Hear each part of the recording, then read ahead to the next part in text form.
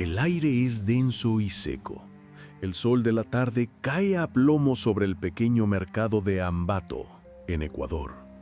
Huele a tierra, a especias, a fruta madura y al sudor de la gente que negocia los últimos productos del día. Es el año 1980.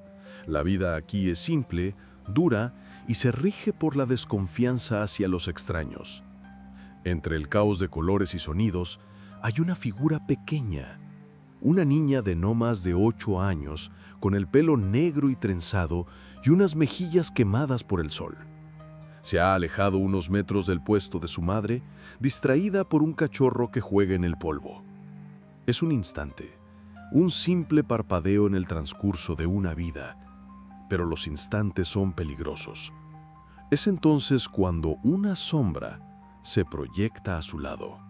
No es grande, no es imponente. Es un hombre de baja estatura, con una sonrisa fácil y unos ojos que parecen amables. Viste ropas sencillas de viajero y no levanta la más mínima sospecha. Le ofrece un caramelo, una sonrisa a cambio de una vida. Ese hombre, de apariencia inofensiva, no era un simple viajero. Era el mal encarnado, el asesino en serie más prolífico que el mundo haya conocido. Y su nombre era Pedro Alonso López, el monstruo de los Andes. Lo que acaban de ver es solo el principio de una historia que desafía toda lógica y compasión. Si quieren ayudarnos a que estos casos no queden en el olvido y a seguir trayendo estas investigaciones, dejen su like ahora mismo y, si son nuevos, suscríbanse. Créanme, no querrán perderse ni un segundo de lo que estamos a punto de desvelar. Para entender al monstruo, a veces hay que buscar al niño. Pedro Alonso López nació en 1948, en Colombia, en medio de la violencia y la pobreza. Su infancia no fue un refugio, fue un campo de entrenamiento para el horror. Con solo 8 años, después de ser abusado por su propia madre, fue abandonado en las calles de Bogotá. La calle se convirtió en su hogar y en su infierno. Aprendió a robar para comer y a desconfiar de todos. Fue capturado y enviado a un orfanato, un lugar que debía ser su salvación, pero donde el abuso continuó, esta vez a manos de otros niños mayores. Fue allí donde cometió su primer acto violento, una venganza que presagiaba la oscuridad que crecía en su interior. La sociedad lo veía como un delincuente juvenil más, un problema menor. Nadie vio la bomba de tiempo que se estaba gestando. Tras años de pequeños crímenes y entradas y salidas de prisión, en la década de los 70, Pedro empieza su verdadero trabajo. Inicia un viaje macabro por Sudamérica, primero Perú, luego Ecuador y finalmente su Colombia natal. Su método era tan simple como aterrador. Se movía por zonas rurales, pobres, donde la presencia policial era casi nula. Frecuentaba mercados, escuelas y plazas. Su perfil de víctima era terroríficamente específico. Niñas de entre 8 y 12 años, casi siempre indígenas. Las atraía con pequeños regalos, dulces o la promesa de un trabajo para sus padres. Su apariencia menuda y su sonrisa fácil eran el disfraz perfecto. Las niñas confiaban en él. Las llevaba a lugares apartados y ahí desataba el horror. Pronto, las desapariciones se convirtieron en una plaga silenciosa. En Perú, un centenar de niñas de la tribu Ayacucho se desvanecieron. Cuando una inundación repentina desenterró sus cuerpos, la verdad salió a la luz, pero el culpable ya se había ido. Había cruzado la frontera. En Ecuador y Colombia, el patrón se repitió. Decenas de familias buscaban a sus hijas desesperadamente.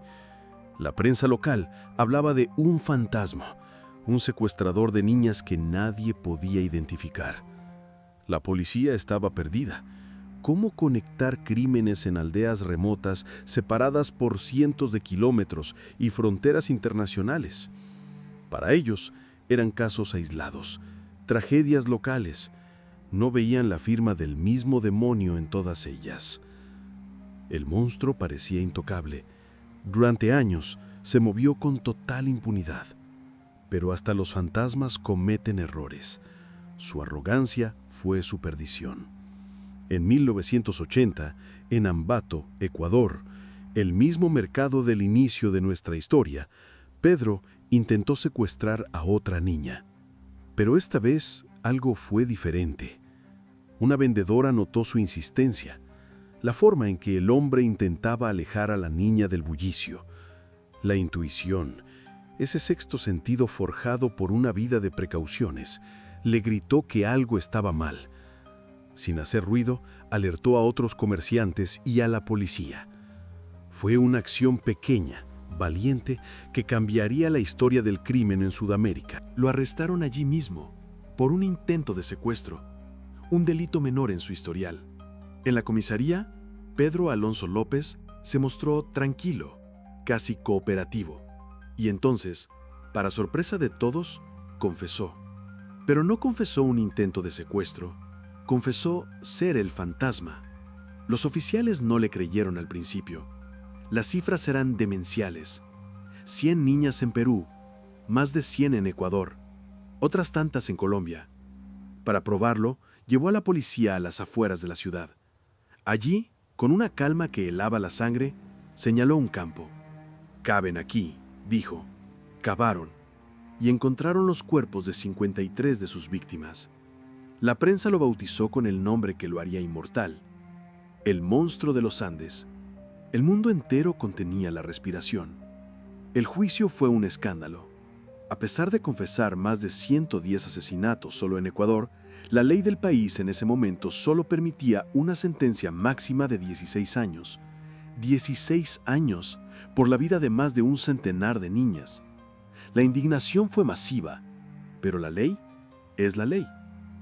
En 1994, tras cumplir su condena por buen comportamiento, Pedro Alonso López fue liberado.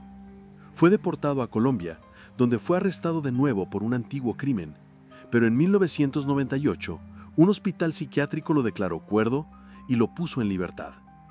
Desde entonces, su paradero es desconocido. El peor asesino en serie de la historia, un hombre que admitió haber matado a más de 300 personas, es, técnicamente, un hombre libre. Podría estar en cualquier parte. El legado de Pedro López no es solo el número de sus víctimas. Es una pregunta aterradora que sigue resonando hoy. Una pregunta sobre la justicia, sobre la naturaleza del mal y sobre las grietas de un sistema que permitió que un monstruo así cazara impunemente y que finalmente lo devolviera a la sociedad. Y esto nos lleva a la pregunta final. ¿Nacemos con el mal dentro? ¿O es la sociedad la que lo construye? ¿Y cómo puede un sistema de justicia, creado para protegernos, fallar de una manera tan catastrófica? Quiero saber qué piensas. Déjame tu opinión en los comentarios. Leemos cada uno de ellos. Muchísimas gracias por acompañarnos en este oscuro viaje. Si te ha impactado esta historia, no olvides suscribirte y, muy importante, activar la campanita de notificaciones. Así no te perderás nuestro próximo caso, donde seguiremos explorando los rincones más profundos de la mente criminal. Hasta la próxima.